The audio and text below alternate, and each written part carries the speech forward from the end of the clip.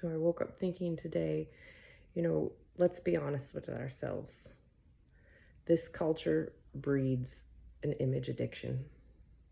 We spend so much time trying to up-level ourselves, from our cars, our houses, our education, our wardrobe, our finances, our vacations, so that we feel successful. Or I should say, so we look successful. But when it comes to our bodies, our health and wellness, our real selves, it's like the blinders go on, and it's so under your nose that so many people either don't see it or take it for granted. And this is the most, to me, backwards kind of thinking ever, because your true wealth is your health and wellness. Your longevity is your health and wellness. And if your car breaks down, you can trade it in for a new model. If the foundation of your house is going out, you can move. If your wardrobe's out of date, you can get a new one. If you're bored with your vacation spot, you can find a new one.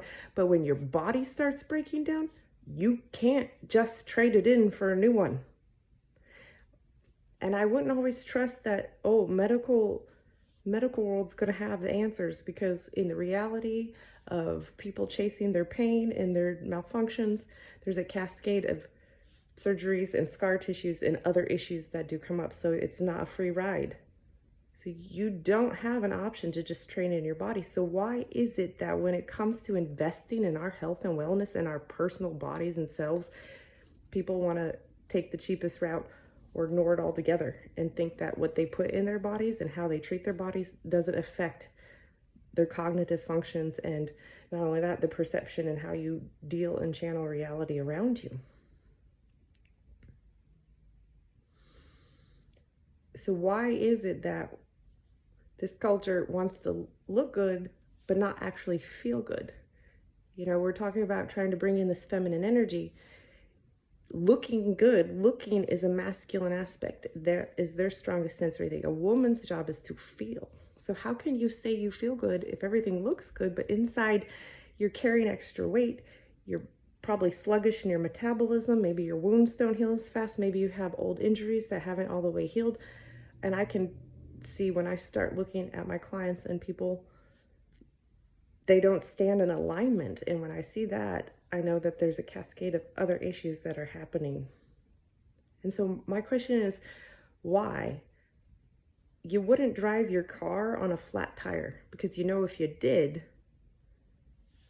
you would shred the tire, you would mess up the wheel, you would probably mess up the axle and everything.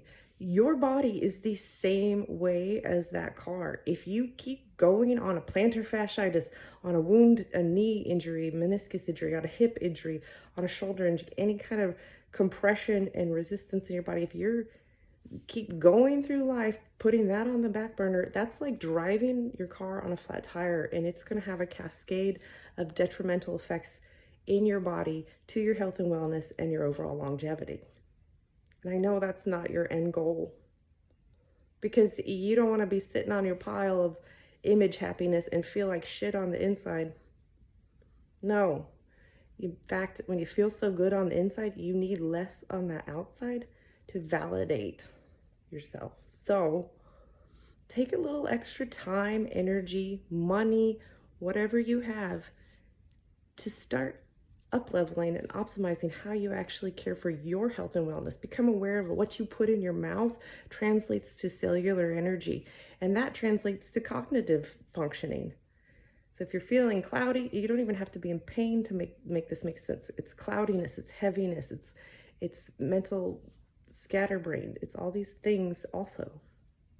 It's hormonal imbalances, it's sluggish digestion. All these things are how we care for our bodies. And there's so many amazing modalities that are ancient and new.